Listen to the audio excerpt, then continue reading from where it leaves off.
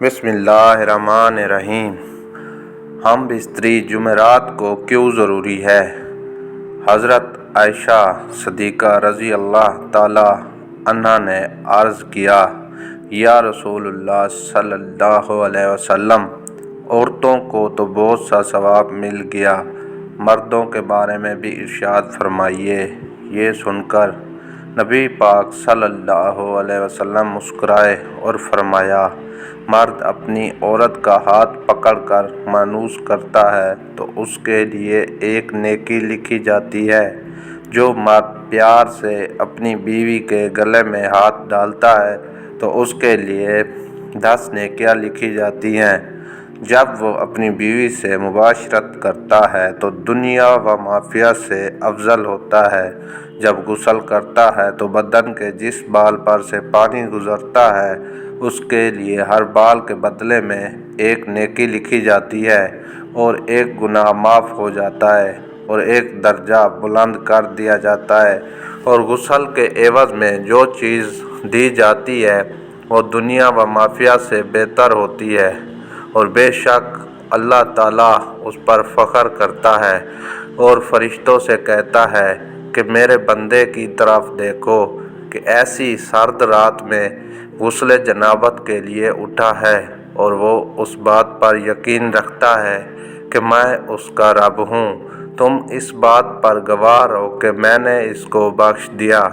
جمعرات اور جمعہ کو ہم بستری اور غسل کرنے کی ترغیب اس لیے دی گئی ہے کیونکہ مردوں کو نماز جمعہ کی ادائیگی کے لیے جامع مسجد جانا ہوتا ہے تاکہ آتے جاتے کہیں نظر پڑنے سے طبیعت میں کسی قسم کی گندی پیدا نہ ہو اور خواہش نفس سے اطمینان ہونے کے سبب نماز اور خطبہ میں دل جمی حاصل ہو جائے۔ حدیث نبوی صلی اللہ علیہ وسلم ہے کہ مرد کا اپنی بیوی کے ساتھ اکٹھے ایک بستر میں سونا افضل ہے، حالانکہ یہ کسی ایک کو عذر ہو، اس لیے کہ مقصد ہم بستری کرنا نہیں بلکہ مقصد بیوی کے دل کو خوش کرنا ہے۔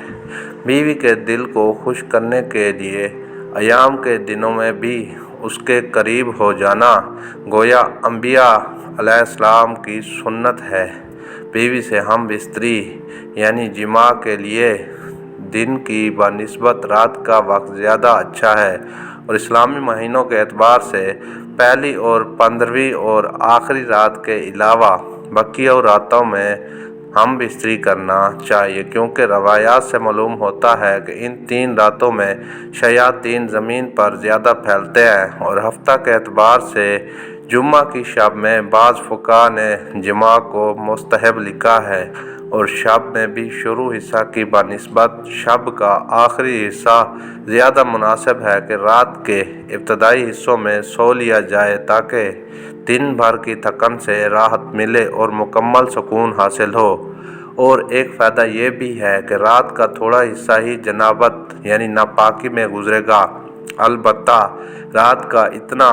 آخری حصہ بھی نہ ہو کہ پھر دوبارہ آرام کا وقت نہ رہے۔ کچھ دیر اس کے بعد بھی آرام کر لینا چاہیے۔ جب خاوند کو اپنی بیوی کے پاس آنے کی حاجت ہو، اس کا مروجہ طریقہ یہ ہے کہ بیوی کے ساتھ کمرے میں اس وقت اور کوئی نہ ہو، حتیٰ کہ شیر خوار بچہ بھی نہ ہو۔ ہاں، اگر بچہ سویا ہوا ہو تو کوئی مضائقہ نہیں۔ شریعت نے میاں بیوی کو اختیار دیا ہے کہ وہ دن میں یا رات کے کسی بھی حصے میں ازدواجی عمل یعنی مباشرت یا ہم بستری کو سر انجام دے سکتے ہیں۔ شرعی تقاضا یہ بھی ہے کہ جس قسم کی محبت کی توقع مرد اپنی بیوی سے کرتا ہے تو اسی طرح کی توقع بھی بیوی بھی اپنے شوہر سے کرتی ہے۔ اخلاقی طور پر یہ مناسب نہیں کہ شوہر اچانک آئے اور اپنا مطلب نکال کر ہم بستر ہو کر جمع کر کے چلا جائے کہ بیوی بددستور تشنہ رہے گی، جس سے اس کو تشویش اور حیرانگی لاحق ہوگی۔